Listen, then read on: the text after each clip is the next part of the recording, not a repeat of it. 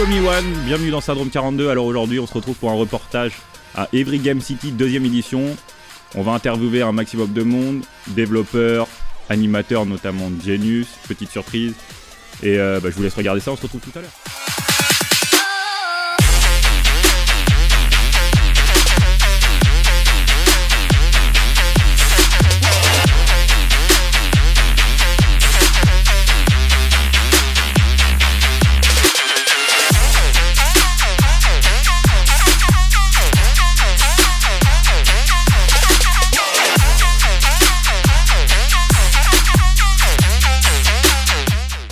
Comme vous l'entendez derrière moi, on se croirait dans un club, c'est la fête.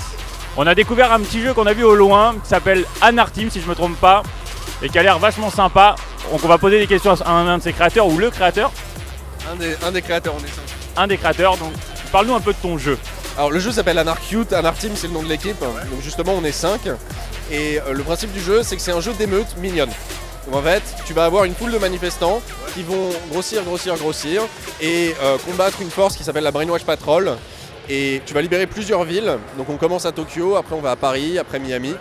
Et dans chaque ville, tu vas les combattre avec de nouvelles méthodes, des nouvelles capacités et tu vas rencontrer de nouveaux ennemis. Et l'idée c'est vraiment d'avoir ce côté manifestation, émeute, mais avec le côté coloré, mignon. Et donc du coup c'est pour ça que c'est Anar et Cute à la fois.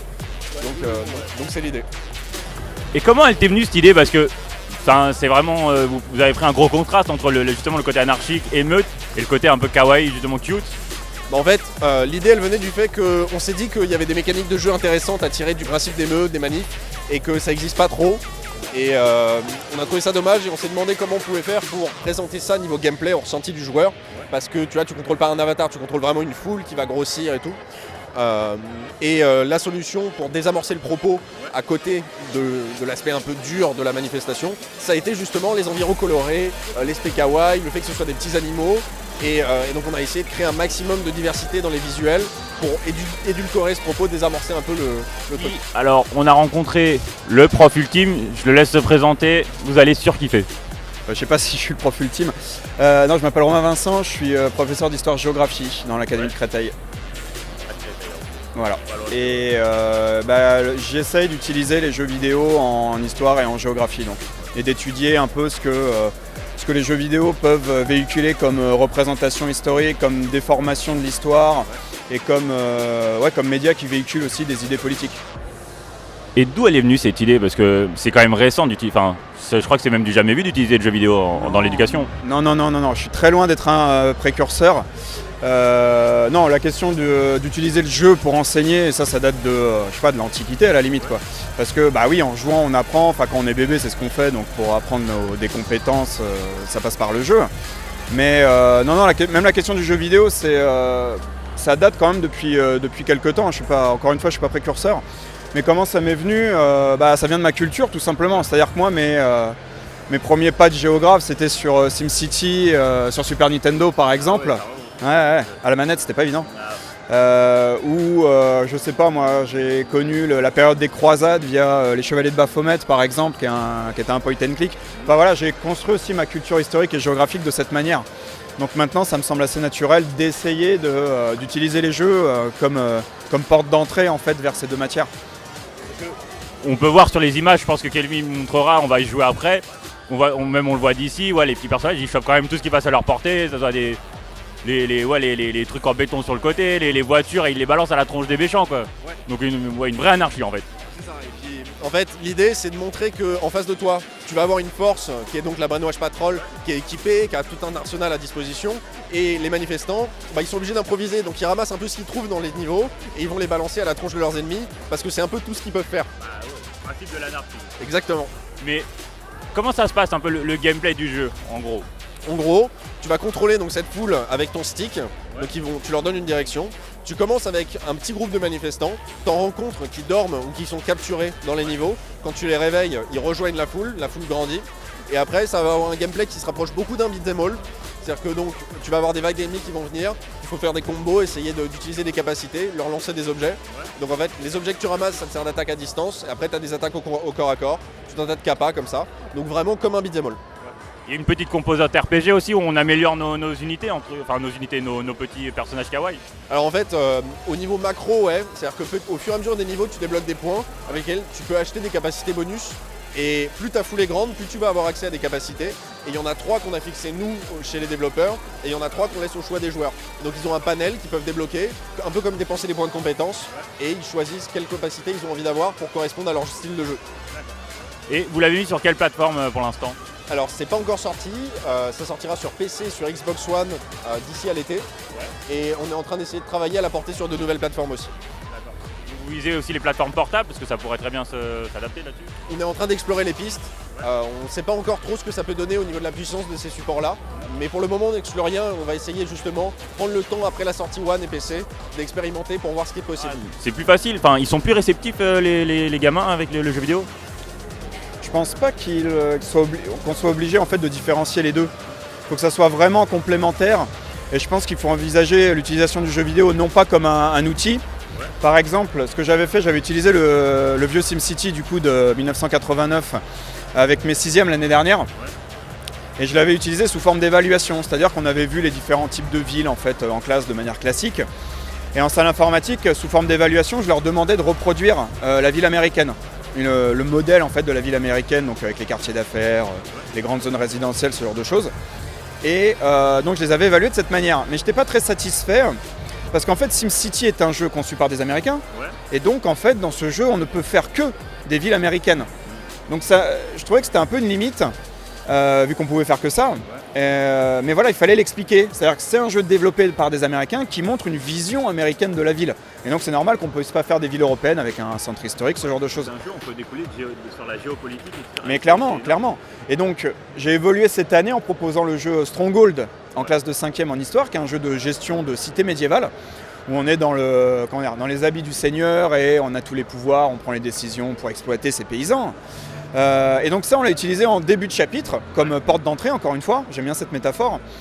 Et l'idée c'est que donc on a joué 1h30, 2 heures à ça. Ils avaient quelques objectifs, des questions à remplir sur le jeu. Et ce qu'on a fait après en classe classiquement, on a décrit le jeu, on l'a décrypté, on l'a décortiqué. L'idée c'était de montrer que le jeu, s'il avait des connaissances historiques réelles, les différents pouvoirs du seigneur, notamment économiques, politiques, militaires, le jeu avait aussi sa part de fantaisie, de choses irréalistes. Et donc on confrontait le jeu avec des documents historiques qu'on trouvait dans le manuel, de manière encore une fois classique. Et voilà, l'idée c'était de faire une sorte d'éducation aux médias, afin de leur montrer que le jeu vidéo c'était pas qu'un outil, c'était pas qu'un logiciel comme on avait fait sur SimCity l'année dernière, mais que voilà, on pouvait le décrypter et montrer que il y avait des choses réelles et irréalistes et essayer de trouver du sens là-dedans.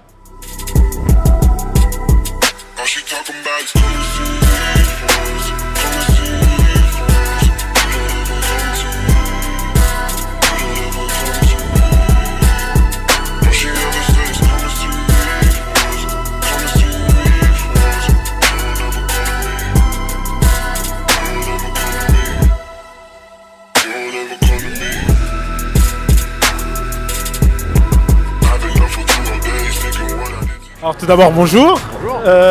Donc une petite question parce que là je viens de voir sur ce smartphone que le jeu aussi, alors il est disponible sur smartphone, il est disponible donc sur plusieurs supports, c'est ça? Alors en fait là aujourd'hui on travaille sur un MMORPG cross-platform, donc Discovery Online. Il est accessible maintenant sur PC, Android. On va le sortir aussi sur iOS et sur Mac. Pour l'instant c'est pas encore le cas. Et donc là on présente un MMORPG au tour par tour orienté tactique. Et magnifique. Et magnifique, bien sûr. Voilà. D'accord. Alors première question, deuxième question, le jeu est-il déjà sorti ou est-il encore en développement? Alors aujourd'hui on est encore en train de développer le jeu, on espère sortir une version alpha, une première démo d'ici la fin de l'été. Ça nous permettra de commencer à présenter aux gens une démo jouable pendant peut-être 20-30 minutes. On leur présentera le combat avec les 3 classes de base et aussi toute la partie exploration où ils pourront naviguer sur la carte et commencer à affronter les premiers monstres et les premiers boss. Voilà. Et donc là je le vois sur smartphone, je le vois là sur PC. Est-ce que les joueurs de PC pourront jouer avec les joueurs de smartphone? Alors c'est tout l'intérêt. C'est-à-dire que lorsqu'on va faire une partie en multi, donc je rappelle c'est un MMORPG donc on peut vraiment jouer en temps réel avec ses potes. Bah toi t'es dans le métro, t'es en train de jouer dans ton combat, pendant que ton pote qui est à côté de toi, bah en fait il est dans son lit avec sur ta tablette, et le dernier il est posé sur son PC en train de gamer. C'est pas mal. Et ça c'est vraiment cool. Dans des environnements totalement différents, et encore mieux. Mais lui tu vas chez un pote, tu le vois en train de jouer, tu fais c'est trop cool. Bah tu le télécharges sur ton téléphone, t'as tout le temps ton téléphone sur toi. Du coup tu peux le rejoindre en combat directement alors que t'as pas ta console. Ça c'est bien aussi. Donc à l'Evry Game City, on présente les jeux vidéo et parmi les jeux vidéo, on présente aussi la réalité virtuelle et la réalité augmentée. Donc c'est un secteur industriel qui est très récent et qui touche beaucoup les jeux vidéo, mais pas seulement, aussi l'industrie, la santé, la défense. Et donc nous, ici à Evry, on promue cette filière qui est enseignée à la fois par l'NCE, par l'Université d'Evry-Val d'Essonne et par Télécom Sud Paris. Et donc c'est pour nous un secteur très important parce que c'est un secteur en pleine explosion, excusez-moi. Beaucoup d'emplois sont créés. Donc c'est un secteur qui est vraiment tiré par les grandes entreprises françaises et qui est très tiré aussi par le jeu vidéo.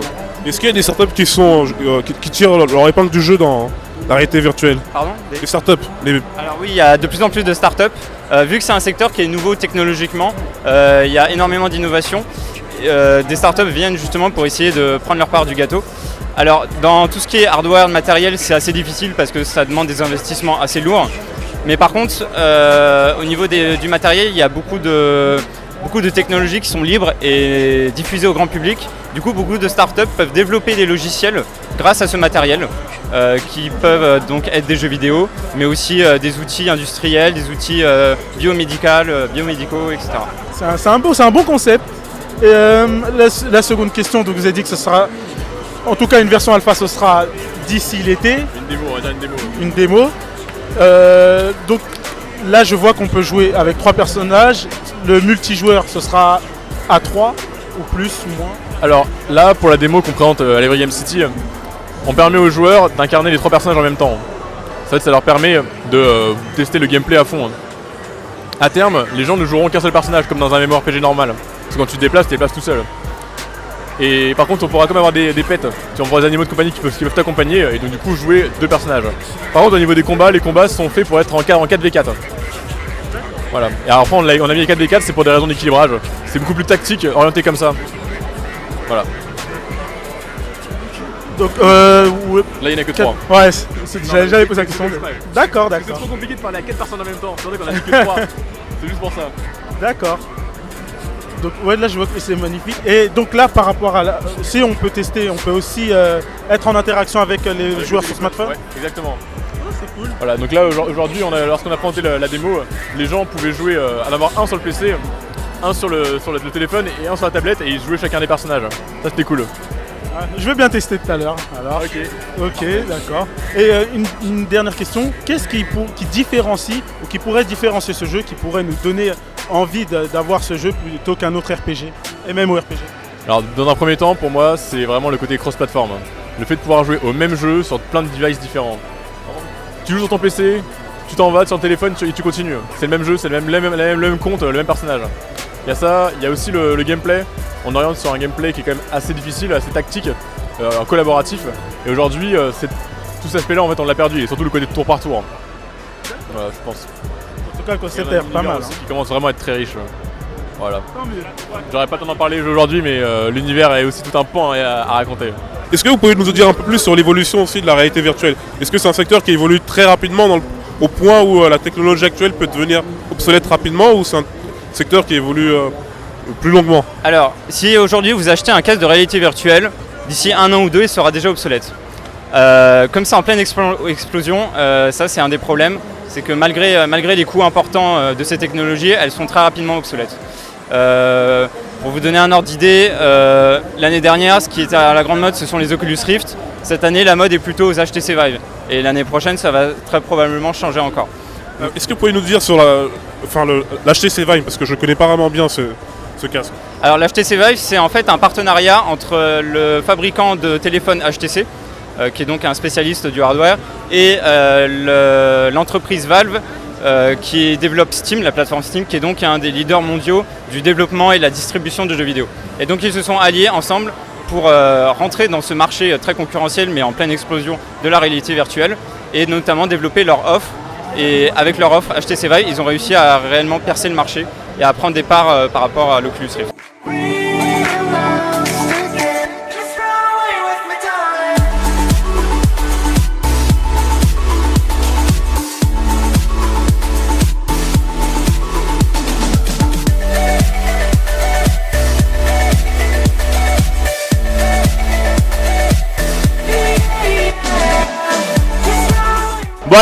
Tommy One, Syndrome 42. Alors là, je jubile, j'extase, comme diraient certains de mes amis. Je suis avec Monsieur Genius. Tu es trop bon. Je sais, on me le dit pas assez. Donc, pour ceux qui ne connaissent pas Genius, rappelle-nous ton palmarès parce que ce monsieur est un grand. Écoute grand, je sais pas, ça commence à faire longtemps. J'étais ancien joueur pro de Tekken. Alors j'ai été 14 fois champion de France, champion d'Europe et vice-champion du monde il y a quelques années. Et je suis joueur FPS sur PC à la manette, je représente les joueurs FPS à la manette sur PC. Et aujourd'hui je suis joueur de Street Fighter 5 compétition, je me suis reconverti. Voilà, grand nom du pro en France, de l'e-sport en France quand même, on peut le dire. Avec bien sûr ton ami Kayane, qu'on connaît un petit peu maintenant. Donc comment t'as atterri à l'Evry Game City d'abord? Bah moi en fait je connais très bien Sébastien Delaby parce qu'il m'avait démarché déjà l'année dernière. Ouais. Donc l'année dernière j'avais fait une journée, j'avais fait Evry Game City 1, mais c'était pas du tout dans le même délire, j'avais fait un two-man show en fait, une sorte de one man à deux. Ouais. Donc pendant 2 heures sous le thème du jeu vidéo avec des sketchs etc. avec mon partenaire qui s'appelait Sacha Judasco, qui lui est comédien professionnel. Donc on a fait ça, c'était assez ambitieux, ça s'est bien passé, c'était une expérience. Et là il m'a rappelé, vraiment ça lui a plutôt plu, il m'a rappelé pour faire un truc différent, cette fois vraiment avoir le côté plateau animé pendant ces 2 jours. Moi je suis animateur aussi de salon, en plus de Game One, donc c'est aussi un boulot pour moi, voilà, on se connaît bien, il m'a appelé, donc je me suis retrouvé là, Evry Game City 2. Eh ben, excellente transition vu que tu as mentionné Game One, allez, voilà. Professionnel jusqu'au bout. Je veux mon accrète de journaliste là. Donc ouais, tu bosses sur Game One, on t'a découvert pour beaucoup, je pense qu'on t'a découvert parce qu'on ne te connaissait pas forcément avant sur Game One, dans les débats de Game One d'ailleurs. S'il vous plaît, si vous nous regardez Game One, ramenez-les parce qu'on les aime beaucoup. Un bisou à Marcus, à Kayane et à Kitty forcément, ta bande. Évidemment. Donc ouais, comment ça se passe sur Game One pour toi? Écoute, ça se passe très bien, moi Game One j'y suis en grande partie grâce à Marcus, qui est un petit peu c'est mon mentor. C'est mon petit Marcus, et ça se passe très bien, on avait commencé avec Game One eSport il y a 3 ans, Kayane et moi. Et aujourd'hui, maintenant, je fais partie vraiment de la team Game One. Le Trubillon. Le Trubillon. C'est le Trubillon de l'équipe. Je fais partie de la bande vraiment comme tous les autres avec Kayane, Kitty, Julien et Marcus. Donc vraiment tous les mercredis, ça se passe très très bien. On a un petit peu le touche pas à mon poste jeu vidéo pour vulgariser un petit peu. C'est vraiment pour vulgariser. C'est pour ceux qui connaissent pas en fait. Ouais, non mais c'est vrai que vous faites des défis. Défis, il y a des petits sketchs, des déconnes, des news. Donc voilà, on s'éclate vraiment. C'est une émission qui a 2 ans, c'est une nouvelle émission. Ouais. Vraiment Team Game One est récent, ouais. C'est très récent, avant il y avait le JT de Julien Tellou qui ont quand même vraiment bazardé pas mal de choses. Donc voilà, Team Game One depuis 2 ans, ça se passe très bien et c'est top quoi. Et c'est en direct le mercredi je crois. C'est en direct depuis un mois, Ouais. moins d'un mois, le mercredi à 15h. Avant on était le samedi soir en différé, donc voilà on est passé en direct il y a 3 semaines, un mois, en direct le mercredi. Le petit coup de pression quand même le direct. Hein. Ouais, bah moi j'aime bien ça parce que c'est vrai que Marcus ou ça, Gagné, enfin on fait beaucoup de scènes, tu vois, par exemple ici ou ailleurs. Donc nous on est un petit peu habitués, tu vois, le contact direct avec les gens. Et le direct, moi j'attendais ça parce que je ressens un petit peu ça en direct, tu vois. Il n'y a pas ce côté différé que j'aimais pas. On a fait il y a longtemps aussi, ouais, on Ouais. aime bien la petite pression, le petit Ouais, on le sait petit pas ce qui truc. peut arriver en plus. On sait pas, tu vois. Surtout avec toi, Ouais. on se rappelle de certaines images qui remontent où tu as eu des déguisements, un genre de Majin Buu je crois, un peu dégueulasse. Un peu violent et des vannes, quand je fais des vannes un peu Ouais. un peu coquines, je suis pas censuré. Ouais, et ça c'est, on aime bien ouais. Et puis souvent t'as Marcus qui relance derrière, Ouais, on voit ouais. Julien qui est comme ça à côté. Qu'est-ce que je fais? Comment transition, allez on passe à un jeu. Non mais vraiment, ouais, tu l'as vulgarisé un peu, mais le touche pas à mon poste et c'est exactement ça.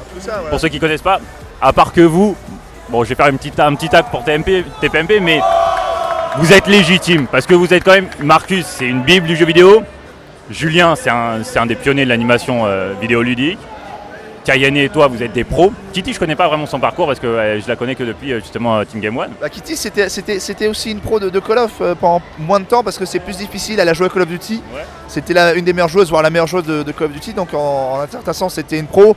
Après c'est bien plus difficile de rester régulier dans ce milieu, Bah ouais. d'avoir une team, continuer à faire des tournois à 5, tu vois.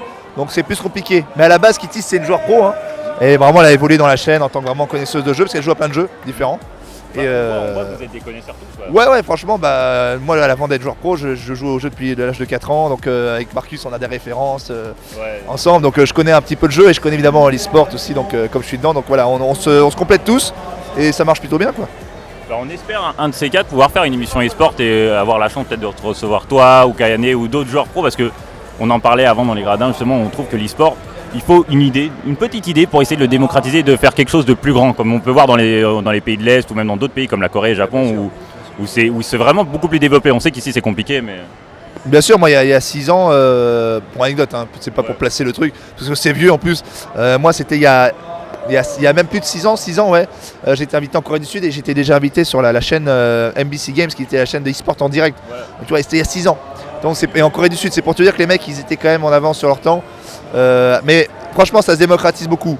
Aux États-Unis, comme tu dis, pays de l'Est. Ouais. Après voilà, il y a toute cette histoire, est-ce que l'e-sport est un sport, etc. Le gouvernement qui est en train de bosser dessus. Donc voilà. On espère que ça va aboutir, parce qu'on sait que les sportifs en France ont des bourses, pourquoi pas les e-sportifs. Il y a un moment, écoute, c'est des athlètes.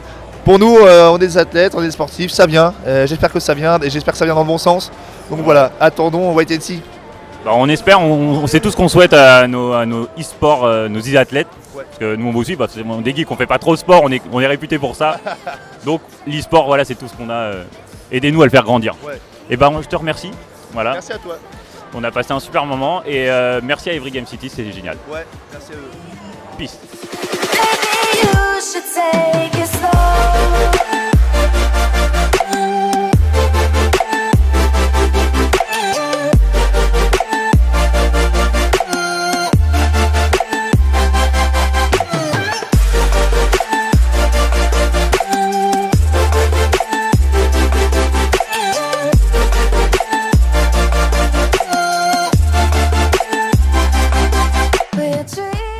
Au milieu des deux pour faire une outro propre. Bref, on sort du Paris Evry salon du festival Japan Party ou aka Every Game City. Donc voilà, on a passé une super après-midi, on a rencontré le deuxième édition si tu préfères. On a rencontré pas mal de créateurs de jeux indés, on va vous montrer des extraits, on a joué, franchement du très lourd pour le coup, vraiment du très très bon. On a eu une interview. Comme vous l'avez constaté, on a interviewé. Ta gueule! Laisse-moi faire! On a interviewé, Genius, vous avez vu l'interview extrêmement pro de votre animateur préféré. Là, comme vous pouvez le voir, c'est la première fois que MVP. Et c'est la première fois que j'ai un costard cravate et que je fais une interview propre. Donc là, il a mangé que des pâtes pendant un mois. Bah ouais, mais c'est toi, je les ai acheté à ta mère, qu'est-ce qu'il y a? Bref, j'ai plus de sous pour me payer la merde ou ça, donc on va terminer à l'octro. Je vais essayer de pas faire mieux. Attends, votre tape. Non, on va faire un truc propre. Allez, on fait un truc propre. Toi, t'étais là? Non, pour raccord. Toi, t'étais là? Ah non, mais parce que t'étais là. Eh, t'es là? On fait le jeu du Bonto. Retrouver la boule blanche. Ouais. Hop. Elle est où? Soulève. Elle est où? Elle était là. Voilà, bref. Voilà comment terminer l'émission comme d'hab en bordel. On remercie Florent notamment qui nous a fourni les contacts. On a pu aller à l'Every Game City. On remercie toute son équipe, tous les gens qui ont participé à cette deuxième édition de l'Every Game City. Donc voilà, on a passé un super moment et je pense qu'on les retrouvera l'année prochaine, j'espère. Moi je vous salue, allez sur Facebook, laissez les commentaires, etc. Quoi, tu oublies qui? Ouais, Jérôme qui prenait les photos tout à l'heure. Ouais. Mais quel mytho, il pensait pas ça.